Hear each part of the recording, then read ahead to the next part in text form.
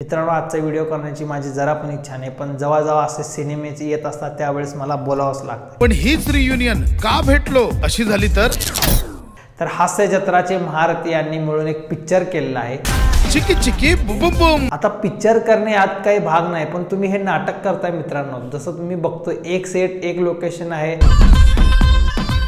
आणि सगळे पंचेस आहेत आणि काय एक मास्टर शॉट, एक क्लोजअप, असं सिनेमा नाही बनत। तुम्ही सिनेमा एस्थेटिकची एवढी मारा लागला ना आजकाल सिनेमाच्या नावाखाली, म्हणजे राव तुम्ही करताय हास्य जत्रा करा, आम्हाला आवडते हास्य जत्रा, तुम्ही उत्तम नाटकं करतायत करा, प्रेक्षक येत आहेत बघायला, पण नाटक आणि सिनेमा वेगळा आहे। याचा फरक तुम्ही जोपर्यंत जाणून घेत नाही ना तोपर्यंत असले मराठीमध्ये थर्ड क्लास सिनेमे येत राहणार।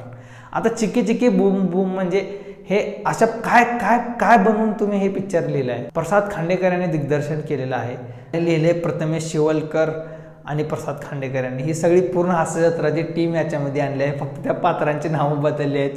प्राजक्ता माळी देखील आहे, प्रार्थना बेहरे आहे। ही खास करून म्हणजे ही एका रियुनियनची स्टोरी आहे आणि असे रियुनियन असते राव, एक 50 वर्षाचा म्हातारा दिसतोय मला तो प्रसाद खांडेकर, इकडे स्वप्नील जोशी आहे।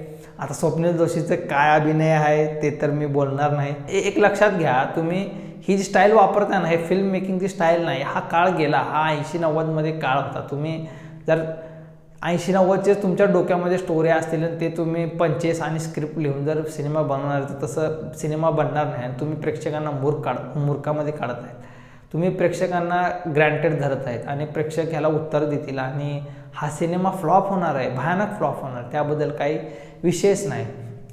तर ही एक 4-5 मंडळी असे आहेत जी म्हण ना, ह्याचा जो अर्थ आहे ती गत होईल आपली। आणि मग काखेत कळसा आणि गावाला वळसा म्हणजे जी की एका रियुनियनसाठी भेटतात एका बंगल्यावरती, आणि त्या बंगल्यामध्ये जेव्हा हे लोक, भैया हे पात्र आहे प्रसाद खांडेकरचं, या भैयाची बर्थडे पार्टी असते। आता हा भैया आहे का आजोबा आहे काय माहिती, आता असला म्हातारा भैया आहे, ठीक आहे चालून घेऊ आपण, सिनेमा आहे, पण ते त्याच्यामध्ये यांची पार्टी सुरू असते, काहीतरी 5 जोक असतात। पण हीच रियुनियन का भेटलो अशी झाली तर काहीतरी 5 डायलॉग मारतात, त्याच्यामध्ये एक किलर येतो, अप्पा इथे कुठेतरी आहे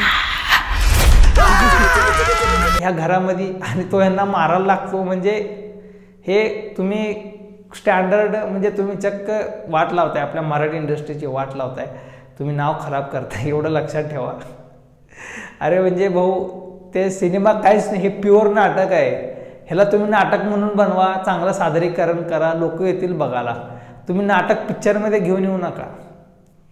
सगळं सेटबद्दल बोलायचं झालं तर एक घर आहे, एक बंगला आहे, त्याच्यामध्येच एका रात्रीच बहुतेक ही गोष्ट सगळी घडल आणि एक लोकेशन असणार आहे आणि काहीच खास नाही याच्यामध्ये। लायटिंग तर अशी लायटिंग दिली, नुसतं TV सिरियलची लायटिंग, एकदम भकास फोकस मारून सगळं लीट करून ठेवलं आहे आणि तुम्ही अशी नाटकासारखे पात्र रंगवत आहे। मग नाटक करा, खुश आहे आम्ही खुश आहे नाटक बघायला, आणि तुमची हास्य जत्रा आवडते आम्हाला। जर तुम्ही असे फुकट पिक्चर बनवा लागला तर मग काय फायदा तुमच्या पिक्चरमध्ये येण्याचा। पूर्ण हास्य जत्राची टीम आहे, पण बिचारा प्रसाद खांडेकरनं आपला पार्टनर समीर चौगुलेला याच्यामध्ये घेतलंच नाही। समीर चौगुले नाही, बरीच अर्धी मंडळी कापलेली आहे, गौरव मोरे तर सोडून गेलेला आहे अगोदरच, त्याच्यामुळं लोका नाही याच्यामध्ये। पण तुम्ही काहीतरी चांगल्या टॉपिकवर बनवा ना, काहीतरी नवीन कन्सेप्ट आणा। तुम्ही असे काहीतरी फालतू कन्सेप्ट घेऊन येत आहे, एका घरामध्ये अडकलेत पात्र आणि त्यांना एक किलर येतो मारायला, मग प्रभाकर मोरे यांचा एक काहीतरी वेगळंच कॅरेक्टर आहे, तो मध्येच बंदूक काढतो, ओके बाय, स्वप्नील जोशीवरती धरतो। म्हणजे हे आउटडेटेड आहे, एकदम 100% आउटडेटेड आहे, स्टोरी नाहीच आहे मुळामध्ये, हे सिनेमाची स्टोरीच नाही, हे म्हणजे काहीतरी गोंधळ तुम्ही केलेला आहे आणि असे गोंधळ कृपया करून आम्हाला दाखवू नका, सिनेमाघरामध्ये तर आणूच नका।